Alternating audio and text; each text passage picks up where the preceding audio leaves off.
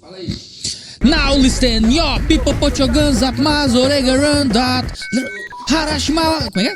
Harashima, gunshot. Brand new sons are still survival. Hey, we come so boy, como você cai, Nikiro. Tá chorando o áudio aí?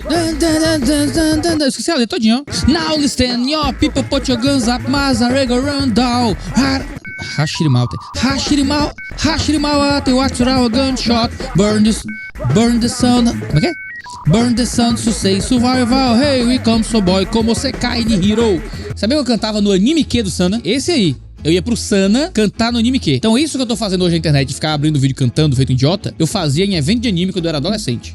Fica aí registrado. Eu sei decorado a letra da abertura de Gantz, que é a música Super Shooter do Hip Slime, que é essa doideira que eu estou cantando aqui. Gantz é um anime muito doido, não assista Gantz. É muito esquisito e o final é muito ruim de Gantz. Eu tava lá nos Estados Unidos com um cara chamado Michael... Era o Michael Miller, o nome dele? Michael Matheson Miller. O cara é um gênio. Aí eu falei, não, tal. Aí ele falou alguma coisa sobre realidade. Eu falei, não, tem um anime chamado Serial Experiments Lane, que foi de onde os irmãos, agora é irmã, né? Sei lá, irmão, os Wachowski roubaram Matrix. Veio do Serial Experiments Lane e um pouco de Ghost in the Shell também. Aí eu falei, discute isso que você tá dizendo e tal. Aí ele é um desenho japonês, ele ficou interessado, eu fiquei chocado, assim. E eu falando de anime com os americanos, por quê, né? Eu me submeto a esse tipo de coisa. Mas eu disse, não, é muito legal. Me manda pra eu ver. Eu, claro, não, deve ter dublado aí pra você assistir. Ele, mas dá pra ver em japonês com legenda em inglês? Eu falei, deve dar, mas deve ter dublado. Porque eu sempre apresento os animes dublados pro povo, né? Pra não estranhar tanto. Ele, não, eu morei tantos anos no Japão, aí eu gosto de assistir em japonês.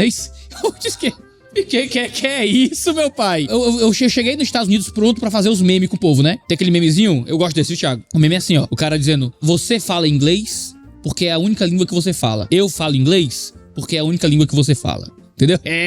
Vou chegar nos Estados Unidos lá, sambando na cara dos monoglota. Maluco, todo mundo à minha volta falava 5 idiomas, mano. Ou humilhação, pra quê, mano? Fui pros Estados Unidos, não podia humilhar ninguém, humilhado era eu. Eu entrevistando um padre lá nos Estados Unidos. Aí eu falando em português no começo do vídeo. E aí quando passa pro inglês, eu disse, você talvez não entendeu aqui a entrada. Não. Eu falo francês e italiano, então deu pra entender mais ou menos o que você falou aí em português. Eu disse, meu irmão, qual é, mano? Os caras falam, esses malucos. Os caras atendem o telefone, mano, e falam em russo. Que diabo é isso?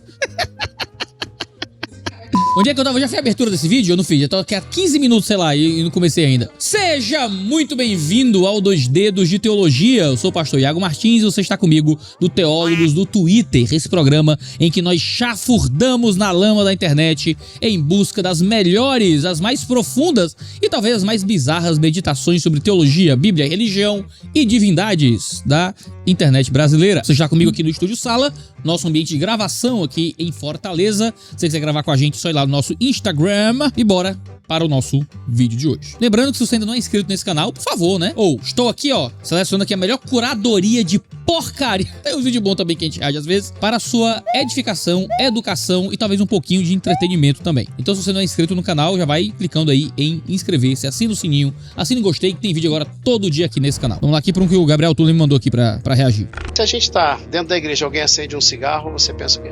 Meu Deus, tá pegando. Escandaliza. Eu penso que o desgraçado é muito mais educado, viu? Porque se fumar em público foi mal. Você que é fumante aí, todo respeito a você que é fumante, mas se você fuma em público, você é uma pessoa desagradável. Você fede. Você não sabe, seus amigos não te dizem, mas se você fuma, você fede, viu? Dá pra conhecer o fumante pelo cheiro. Eu tenho colegas fumantes, os amo muito, queria que não fossem fumantes, até porque minha vozinha morreu de efizema pulmonar por causa de cigarro. Então não fume não que faz mal. Fuma não, pô. Cigarro dá câncer. Mas você que é fumante, você fede. Desculpa aí, você não tá sabendo disso não. Seu dente é podre, seu hálito é horrível. Não fume, não. Então, se alguém... Imagina, o cara tá dentro da igreja, do nada, acende um cigarrão, ó. No meio do culto aqui, ó. Mete o cigarro no meio do... Pô, meu irmão, tu tá desesperado, né? Por não aguentar. Mas vamos ver aqui qual é a meditação aqui do rapaz. Mas a gente senta na mesa com pessoas muito acima do peso que ainda fazem chacota daquele pecado de não cuidar do tempo do Espírito Santo e acha que aquilo não é pecado. Fala, comi demais hoje, bate até na barriga. E ri, todo mundo ri. Então, assim, ser obeso não é pecado não, tá, gente? Você pode ser obeso por muitas circunstâncias diferentes. A gente vive num ambiente que você não precisa ser guloso pra ser obeso. Eu acho que essa é uma correlação muito tosca, né? O cara é obeso porque é guloso. Às vezes o cara só tem uma alimentação ruim. E aí, beleza, ter uma alimentação ruim não é bom pra você. Tem uma alimentação boa. Mas obesidade não vem apenas por causa de comer demais. Você pode não comer demais, mas ter um superávit calórico muito alto. Você imagina um cara que come, sei lá, um hambúrguer de manhã, no almoço, come um hambúrguer no jantar. Maluco, hambúrguer, dependendo do hambúrguer que você pega ali, come umas castanhas. Sobrou castanha aí, ô Thiaguinho? Me dá umas castanhas aí. Joguei pra mim umas castanhas, joguei. Não, sobrou não. Vindo, ó. Tá aqui, ó. Isso aqui é castanha, a gente tá comendo aqui a castanha aqui, ó. Isso aqui é de castanha, deixa eu ver, tem um restinho aqui, tá? Isso aqui de castanha. Você acha que alguém que come isso aqui é guloso? Esse negocinho aqui? Deve ter umas 300 calorias de castanha aqui. Tranquilamente. Tô exagerando, Thiaguinho? Deve ter. Castanha é muito calórico. Muito. Porque é muito gorduroso. Se tu come aqui vamos supor que tu come assim uma mão cheia de castanha. Calma, eu vou fazer o fact check aqui, ó. Quantas calorias tem 300 gramas de castanha? É legal? É massa? É uma refeição ali. Vai comer no carro ali e tal. 300 gramas de castanha de caju. De caju. Plau! Tem 600 calorias a cada 100 gramas, mano. Não. 300 gramas de caju, tem cerca de tal. Tá errado aqui a frase. Calma aí. Que a frase tá ruim. Ó, uma porção típica de castanha de caju, equivalente a 30 gramas, ou seja, uma mão pequena de castanha de caju, tem 180 calorias, mano. Entendeu? Uma mãozinha de castanha de caju, 180 calorias. O cara que compra um bicho desse aqui, eu comprei, tinha meio quilo de castanha de caju. Meio quilo. Fui viajar, deixei no carro ali no cantinho, fui viajando, comendo aqui, ó. Se 30 gramas tem 30 gramas, tem quase 2.000 calorias, mano. Entendeu? Tu tem as calorias de um dia, nem 3 gramas de castanha. Eu não quero comer mais que não. Leve de mim isso aqui. Nunca mais eu como castanha na minha vida. Então, maluco.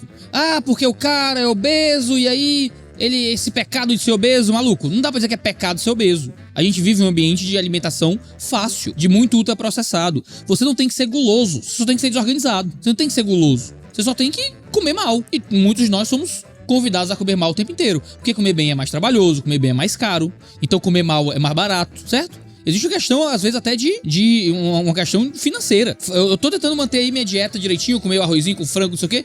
Maluco, comer fruta, comer... Sabe, já viu o quilo do morango, meu patrão? É uma fortuna. O quilo do kiwi, acabou.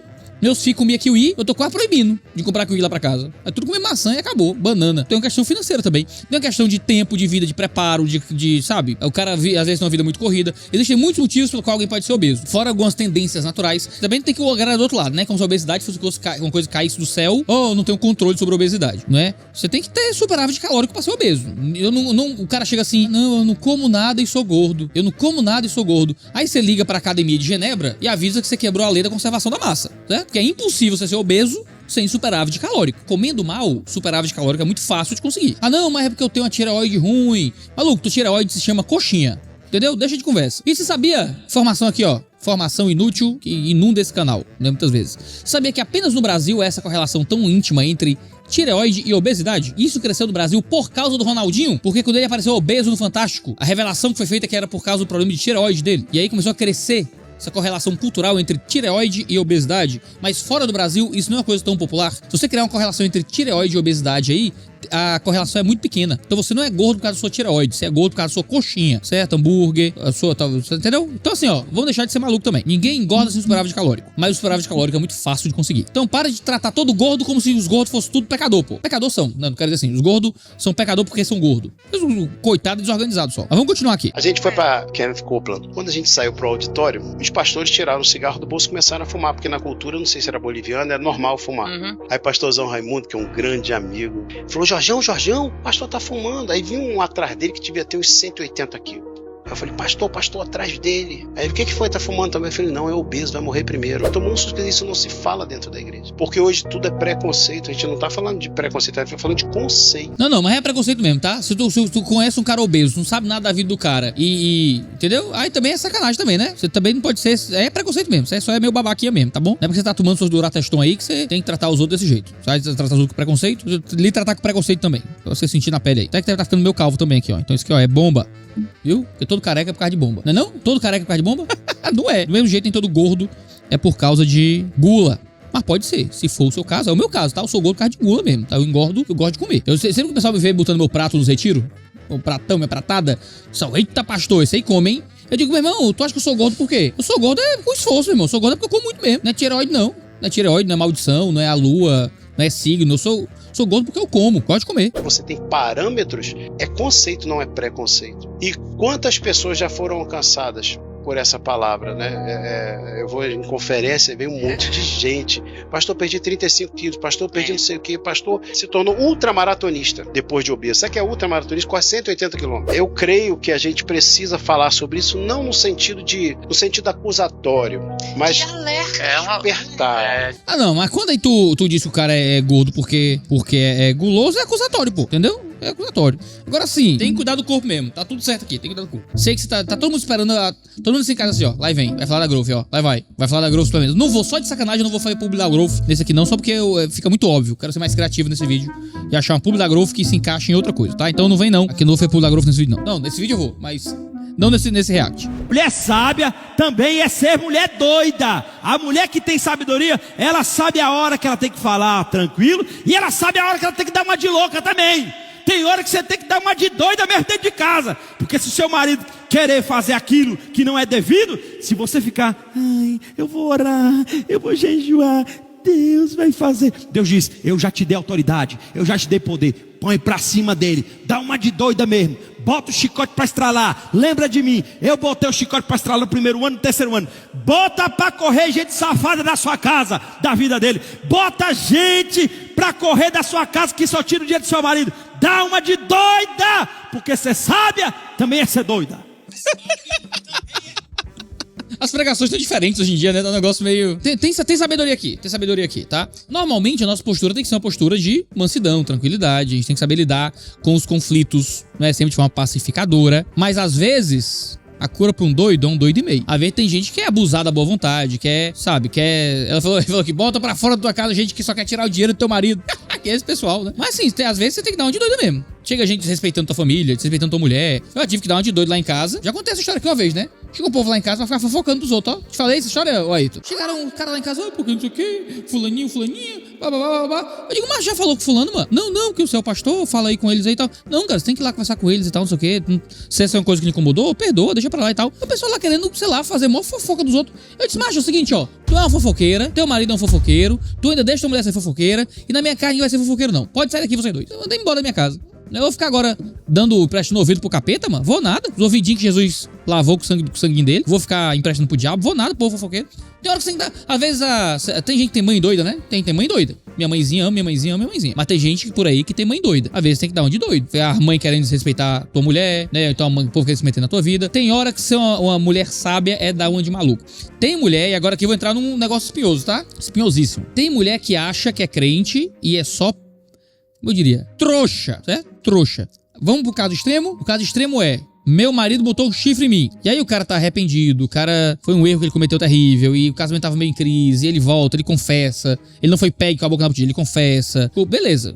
Talvez haja um caminho de restauração ali. Aí tem a mulher que o marido mete um chifre nela todo fim de semana. Todo fim de semana. Ela... Não, pastor, mas a Bíblia me ensina a perdoar. Ô, minha filha, pelo amor de Deus, hein? Perdoe. Mas um desgraçado desse não tem arrependimento nenhum. Eu já fui... A gente que é pastor, a gente sabe. Quando a pessoa é sobrenatural.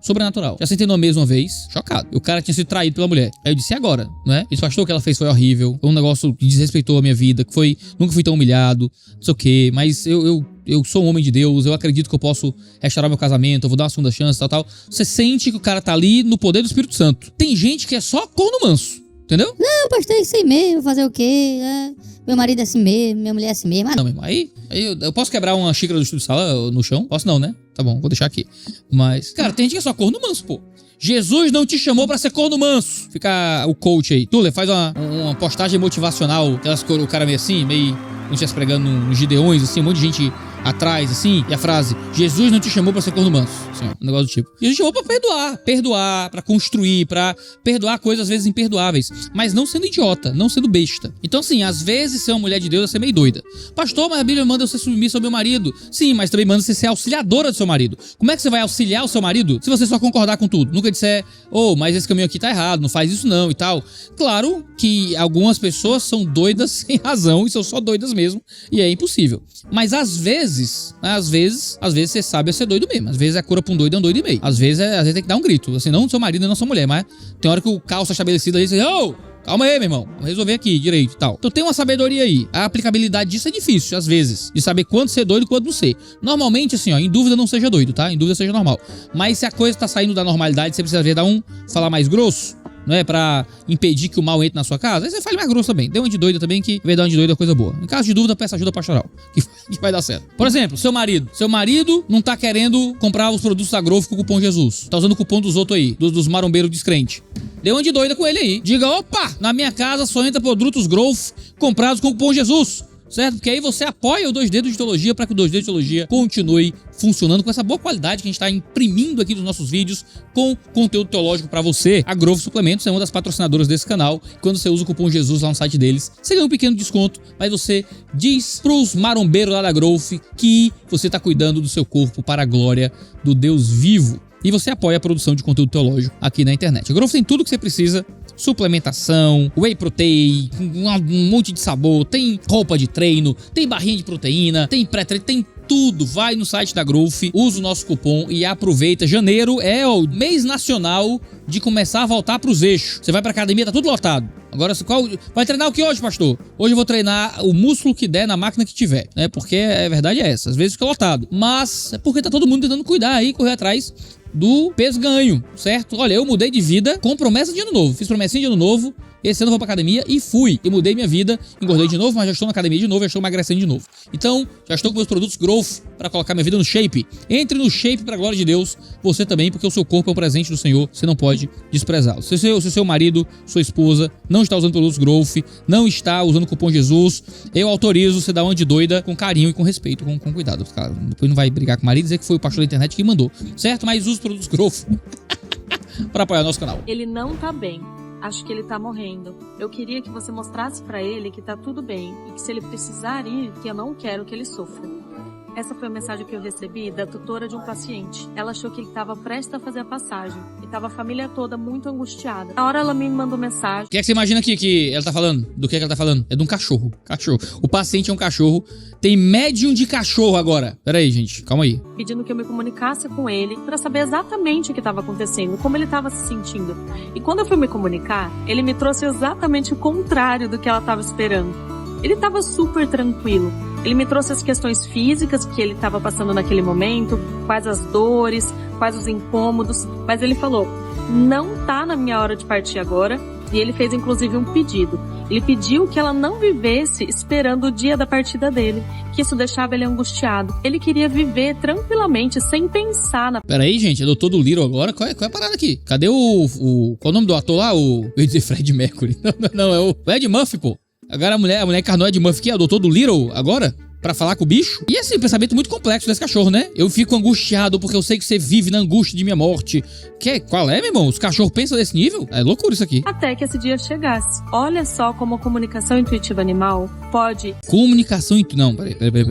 Qual é a parada aqui? Até que esse dia chegasse. Olha só como a comunicação intuitiva animal pode resolver tantas angústias, trazer... Comunicação intuitiva animal. Todo dia sai de casa um malandro e um otário, né não? Todo dia sai de casa um malandro e um otário e é muito louco deles se encontram. Hoje em dia o malandro e o otário não precisam sair de casa. Hoje em dia o malandro compra tráfego pago pra cair no Instagram do otário. É bom demais, cara. Eu amo a internet. A internet, eu sou muito feliz de viver num mundo em que alguém acredita em comunicação intuitiva animal pra poder diminuir o sofrimento do cachorrinho, certo? A angústia emocional do cachorrinho. Isso aqui é incrível. Eu estou fascinado por saber que isso existe. Clareza e tranquilidade para a vida do animal e para a vida dos tutores. Venha participar da mentoria Alma Animal. Essa é a oportunidade para você transformar... Aí tem a mentoria. Qual é a mentoria? Alma Animal. Isso não é um negócio de Mortal Kombat? Que você tem seu espírito animal, aí você faz vira um animal, que o Liu Kang era um dragão. Não tinha essa parada? Isso aqui é Mortal Kombat, pô. A sua carreira e a sua relação com os animais, entendendo as reais dores e necessidades do seu animal e de todos os animais que passaram pela sua vida. É só escrever aqui embaixo, mentoria, que eu te chamo e te explico como. O cara comentou aqui, ó. Uma vez eu estava desabafando com um poodle sobre o assunto de pagar tanto imposto de renda. Do nada ele começou a me dar umas dicas excelentes sobre como reduzir minha carga tributária. Coisas que eu nem imaginava que fossem dedutíveis. Fiquei tão impressionado com o conhecimento dele que acabei contratando o poodle como contador da minha empresa. Nunca mais tive problemas com fisco. Gente, peraí. Isso deve ser humor. Será que eu caí num bicho de humor? Calma aí. Posso ter caído em uma cor de humor. Que às vezes acontece, né? Eu caio nas cores de humor aqui sem querer. Mas não parece não, viu? Tá o perfil da moça aqui. Mentora de comunicação intuitiva animal. Bora fazer um curso? Bora, Thiago. Bora fazer, bora. Vamos pegar o orçamento do estúdio. Bora comprar isso aqui. Tu treinou com quem fazia reiki em cachorro? Não, cara. Reiki em cachorro. Terapeuta holístico animal. Cara, olha, não, eu preciso muito. Eu quero fazer esse curso. Desculpa, vou comprar esse curso. Vou comprar agora. Não tem pra onde ir. Não tem como minha vida continuar a mesma. Caraca, tem umas fotos Não. Desesperador viver aqui.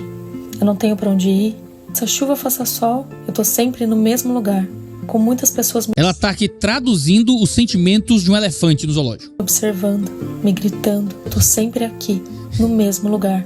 O instinto vai me levar aonde? Bate um desespero, uma angústia, eu não sei o que fazer, eu vou pra frente, É um mundo lindo. É um mundo lindo que a gente vive, Senhor. É um mundo lindo. Eu sou um cara muito alegre. Eu tô muito contente. Eu tô muito feliz. Eu sou muito feliz. 5 coisas que eu aprendi sobre Jesus, mesmo sendo ateia. Primeiro, Jesus teve uma infância difícil, ele cresceu em Nazaré e era uma região com muita vulnerabilidade social. Para vocês terem noção, a mortalidade infantil era de 30% e 60% morria antes dos 16, ou seja, provavelmente ele viu primos, irmãos e pessoas conhecidas morrerem de desnutrição, ele já passou fome. E por isso que quando ele alimenta uma multidão, ele fala, antes de pregar, todo mundo senta e vamos fazer todo mundo comer, porque não dá pra fazer nada de estômago vazio. Ou seja, a ação social vem antes de tudo. Começou bem, começou legal. Ateus têm o direito de aprender sobre Jesus, não tem não? Tá normal. Não tem, assim, eu sei que pra algumas pessoas, assim, é uma indignidade. Alguém ateu. Aqui eu não entendi exatamente o sexo biológico da pessoa. Parece um homem que se apresenta como mulher, né? Me parece. É porque se diz ateia, né? Ateia. E tá usando vestido e tal. Mas assim, pra algumas pessoas esse é um tipo de contato impossível. Eu acho ótimo que haja um contato com Jesus livre na sociedade. Tudo bem, acho ótimo e quero ouvir com muito respeito. Então a conversa começa legal. Isso é muito verdade. Jesus vivia em um tempo em que a mortalidade infantil era muito alta. Muita gente morria de fome de verdade. Mas aí, quando chega na parte dos milagres da multiplicação de pães e peixes, você tem um problema, porque quando a conclusão é ação social vem antes de tudo, né, não é isso que o texto diz. Jesus não multiplica antes de pregar, Jesus multiplica pães e peixes depois de pregar, então tem uma questão de ordem cronológica aí, que não é tão relevante assim, a ordem cronológica dos eventos não é tão importante, mas Jesus deixa claro que o que ele veio fazer foi pregar. Pouco tempo depois desse milagre da multiplicação dos pães e peixes, as pessoas voltam pra Jesus atrás de comida de novo. Jesus diz, vocês estão me procurando porque querem pão, mas vocês deveriam procurar outro pão, que é o pão da vida, que é o pão dos céus. Então Jesus se apresenta como o verdadeiro pão e um pão superior e melhor. Tanto que ele recusa fazer esse milagre de novo para que as pessoas não o procurassem só por causa de comida, mas por causa da pregação da palavra. Então usar o texto para dizer que a ação social vem antes de tudo é complicado. A ação social é importante? Claro que é. O cristianismo ele sempre foi marcado por contato com os pobres e ajuda aos pobres. Existe uma carta, eu acho que é de Trajano a Plínio, me corrija aí se minha memória estiver me falhando, mas Trajano escreve uma carta a Plínio perguntando como é que eu faço aqui pra... Acho que foi Plínio que perguntou pra Trajano, como é que eu faço pra acabar com esses crentes aqui? Muito difícil, porque esses crentes cuidam dos pobres deles e também dos nossos. Eles estão cuidando dos pobres tudo. Como é que eu vou acabar com a galera que tá ajudando os necessitados assim tão intimamente? Então assim, é parte do que o cristianismo é, esse cuidado, essa proximidade com os necessitados. Agora, dizer que a ação social vem antes de tudo não é verdade sobre o cristianismo nem histórico, nem aquilo que se apresenta no Novo Testamento. A pregação do evangelho ainda vem antes de qualquer outra coisa que a gente possa fazer no mundo, mesmo que seja coisas boas, tá? A gente acredita em cuidar dos pobres, alimentar, tranquilo. Mas a pregação do evangelho ainda é a primeira coisa. Segunda coisa, Jesus vivia num regime teocrático, onde crime e pecado eram considerados a mesma coisa, ou seja, morte, lau. E ele vai contra isso, quando querem apedrejar uma mulher, ele fala, não precisa apedrejar, porque todo mundo aqui pecou, todo mundo vai morrer. Então ele confrontou a hipocrisia daqueles que julgam. Da mesma forma, ele foi crucificado ao lado de um ladrão, ele falou pro ladrão, olha, você vai estar no céu comigo. E ele, por estar sendo crucificado, era considerado um criminoso. Ele foi preso. Então, até aqui tá tudo certo, eu acho. Não tô lembrando de nada aqui que não esteja realmente coerente com o texto bíblico. Ele foi considerado um ladrão, reputado como criminoso. É bom considerar que aquele ladrão que estava morrendo com Jesus, ele se arrepende, né? Havia 2 ladrões. O ladrão não é o melhor termo, porque se estava sendo crucificado, a crucificação não era para ladrão. A crucificação era para quem cometia os piores crimes possíveis, não é? Então talvez fosse gente ali que estava dando golpe de estado, zelote, revolucionário, querendo matar César, o que é que seja. Então eles estavam ali sendo crucificados ao lado de Jesus. Um deles continua no caminho de condenação, o outro não. Então existe um caminho de perdão até para os piores homens. Existe um caminho de encontrar fé e santificação, mesmo nos piores momentos, vindo das piores pessoas, mas isso passa por crer, por ter fé que aquele Cristo é justo, que aquele Cristo morreu para trazer redenção e santificação. Se não há essa fé, você está no espaço do outro ladrão. Digo isso porque existe um cenário cultural de que, por Jesus perdoar e receber e amar ladrões, prostitutas, publicanos, pessoas que não eram religiosas, isso significa que Jesus está aceitando esse estilo de vida como se fosse um estilo de vida irrelevante. Então não importa se você é religioso, é ladrão, é prostituta, Jesus ama todo mundo igual. E a verdade é que nesse relato que é dado aqui, da mulher que ia ser apedrejada, que é um relato no Evangelho de João, que é um texto que tem uma polêmica de crítica textual, mas é uma coisa um pouco mais acadêmica para ser discutida, tem vídeo aqui aqui no canal sobre se esse texto é original ou não dos melhores manuscritos, mas aí você pode ir lá assistir. O próprio Cristo diz nessa passagem, vai e não peques mais. Então, o Jesus Cristo que lida com a mulher adúltera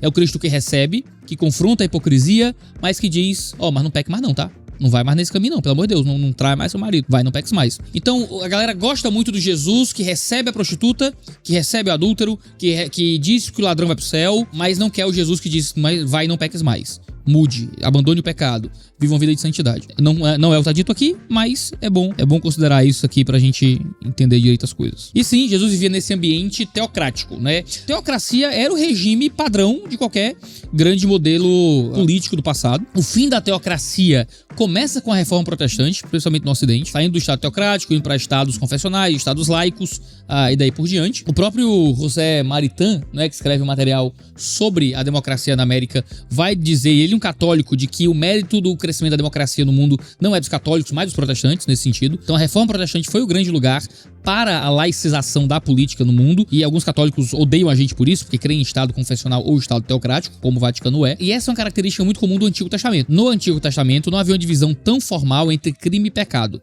Muitos pecados eram crime, era uma sociedade profundamente teocrática. Jesus vem nesse contexto também, por mais que os judeus não tivessem poder de Estado naquele tempo. Eram os romanos que tinham poder de Estado. Os judeus não o tinham. Só tinham algum tipo de influência sobre César, mas não tinham esse poder tão profundo. Tanto que apedrejamentos nem eram tão comuns no século I mais. Assim, no século I você tem quase nenhum relato de apedrejamento, era uma coisa bem rara, quase não acontecia, justamente porque os judeus eles estavam debaixo de outro tipo de ambiente político, que era o de Roma. No Novo Testamento eu não acredito que há essa inter-relação tão profunda entre governo e religião, ou seja, dentro do Novo Testamento a igreja não tem um estado, não tem uma cidade. Então os nossos pecados, os pecados não são crimes. Não existe crime civil, não deveria ser crime civil a prática do pecado, digamos assim. É uma aliança diferente e superior. Terceira coisa, Jesus enfrentava o templo e uma espécie de milícia romana. O Estado e a religião da época se fundiram de uma forma para colher benefícios, principalmente da venda de animais. O templo era uma área onde tinha o câmbio entre moeda, dinheiro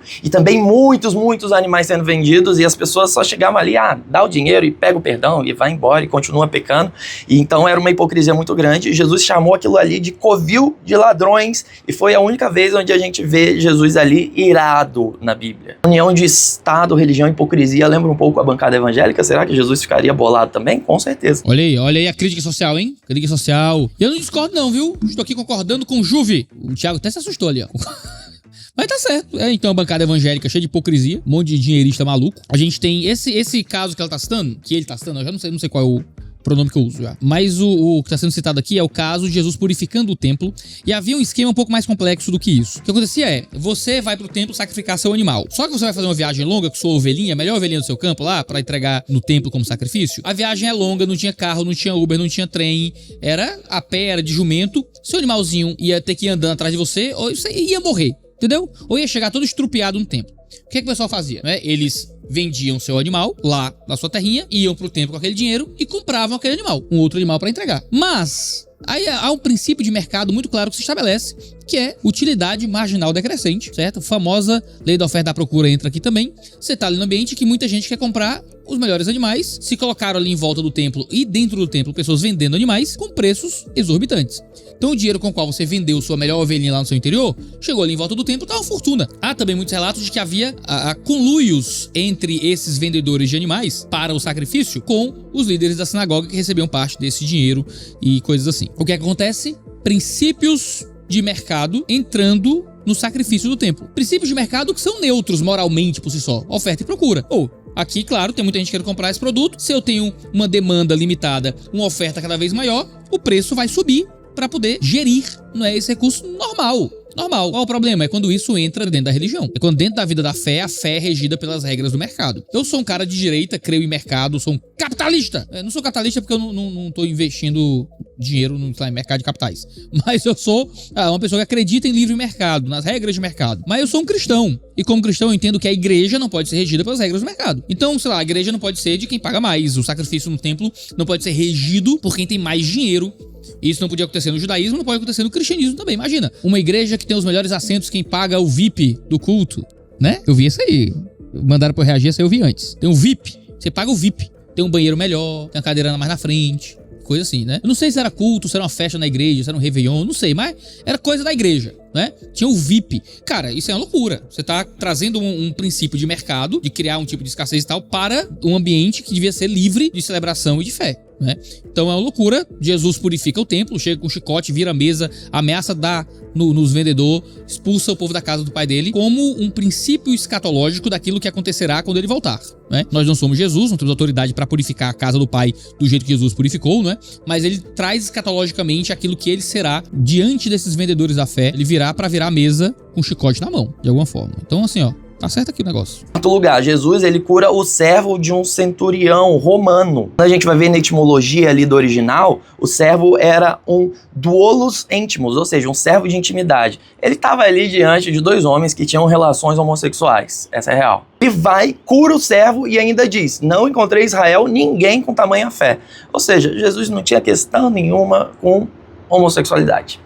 Zero. Jesus, peraí, eu vou fact check aqui, hein? Confesso que eu nunca ouvi essa interpretação na minha vida. Os 8.5, cadê meu logos aqui? Do centurião, então, um certo servo doente estava quase morrendo, aquele que era pra ele íntimos. Então ele tá dizendo que ele era um íntimos. Íntimos, se eu olhar aqui no... Deixa eu ver, eu preciso agora achar íntimos no Lounaida. Tá. Íntimos significa algo muito importante. Eu não consigo conferir o bideg aqui, mas algo de alto valor. Então dizer que o íntimos, aquele que estava pra morrer, era alguém de intimidade sexual, era um íntimo, um escravo sexual, o que quer que seja, baseado na tradução de íntimos, é um grego ruim, tá? Não vai nessa linha, não. Alguém enganou você, Juve, sobre o grego. Tá? Íntimos não se traduz aqui por alguém de intimidade sexual. Traduz como alguém de valor alto, de valor elevado. Alguém importante pra ele. Usar esse texto pra dizer que Jesus não tinha questão nenhuma com homossexualidade, zero e tal, é complicado porque a gente tem um Cristo que usa o mesmo padrão judaico sobre casamento, masculinidade e feminilidade quando tá discutindo com os fariseus sobre o que é casamento. Quando ele vai lidar com o que é casamento, Jesus volta pros padrões da criação, ele vai pra Gênesis, quando ele tá ali discutindo sobre adultério e divórcio, ele vai falar, olha, Deus criou homem e mulher, o homem se junta à sua mulher, se tornou uma só carne, aquilo que Deus... Então Jesus volta aos padrões de Gênesis. Jesus não cria um novo padrão, ele não rejeita o padrão judaico de percepção sobre casamento, mas ele lida do mesmo jeito. Ah, Jesus não falou sobre homossexualidade. Não, mas Paulo falou. E o próprio Cristo do Novo Testamento diz que os seus apóstolos construiriam mais a sua doutrina. Tem um vídeo aqui inteiro no canal sobre sola escritura, onde a gente explica onde a revelação apostólica é uma continuidade da revelação do próprio Cristo. Então quando a gente tem um Paulo que condena a vida e a prática homossexual, a gente tem o próprio Cristo fazendo isso, porque o que Paulo escreve é a palavra de Cristo. Agora, tem mais, tá? Tudo que nós sabemos sobre Cristo, sabemos por meio dos apóstolos. Então quando a gente tenta criar essa ruptura entre Jesus e os apóstolos, essa é uma ruptura impossível, porque tudo que é revelado sobre Jesus é revelado por meio dos apóstolos. Então, eu sigo Jesus não falou de homossexualidade, só Paulo que falou. Isso é um argumento que destrói a própria revelação de Jesus, porque foram os apóstolos que revelaram sobre esse Cristo diretamente. Então assim, a gente não pode escolher o que a gente quer da Escritura. A gente tem a Bíblia, a gente pode crer nela ou pode não crer nela. O que não dá é pra tentar crer num pedaço, descrer em outro pedaço, escolher de que de Jesus eu gosto, que de Jesus não gosto e criar a minha própria salada pessoal. E por último, Jesus estava a favor das minorias políticas. São as pessoas que ele andava e as pessoas que ele mais ajudava, que eram os pobres, os estrangeiros, pessoas escravizadas, crianças e mulheres. Que essas pessoas, na época, não eram consideradas cidadãs. Elas não eram ninguém perante a sociedade.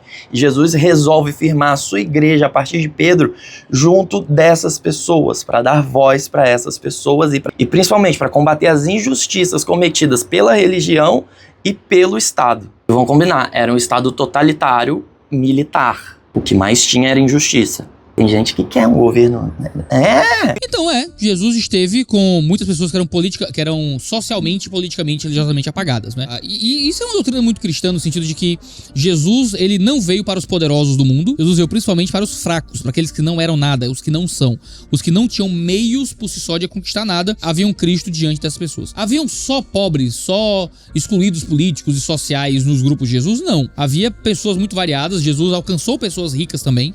Você vê no Evangelho de João, gente rica, por exemplo, ajudando a financiar o túmulo de Jesus, né? Jesus alcançou alguns poderosos, mas ele alcançou principalmente os fracos, principalmente os desvalidos, principalmente aqueles que não eram nada. Você pensa em mulheres e crianças que eram nada no mundo antigo, você tem um Cristo onde as primeiras testemunhas da ressurreição são mulheres, que diz para que as crianças são participantes do reino de Deus e tudo mais. Então o problema é onde querem levar isso muitas vezes, né? Querem levar isso, ok, então Jesus é a favor de um tipo de projeto político específico, ou o modo como a gente acaba com a pobreza é a partir de um tipo de intervenção estatal, social, ou Jesus aprovaria todos os ideais desse meu movimento político. Aí é outra coisa. Tentar construir, né, um Jesus político é sempre um problema, porque Jesus não veio ao mundo para ser o representante de um movimento político. Ele veio ao mundo para levar o evangelho, para fazer o nome do seu Pai conhecido, para morrer na cruz pelos nossos pecados e nos trazer para perto de Deus. É isso que Jesus veio fazer. O grande problema não é o que é dito aqui sobre Jesus, é a conclusão que se tenta chegar. Opa, Jesus falou contra um governo militar.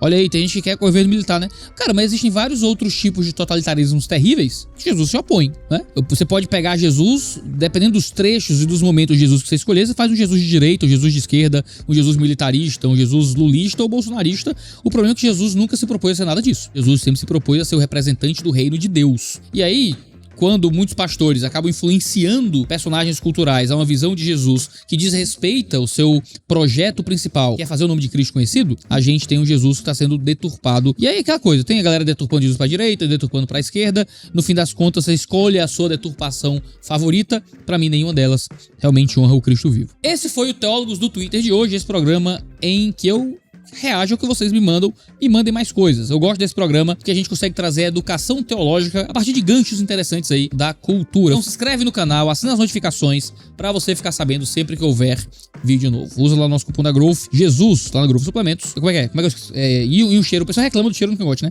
E um cheiro bem fundo aí, ó, no seu cangote. Foi fundo mesmo. Cheiro no seu cangote. Pra glória de Deus. Um abraço e até a próxima.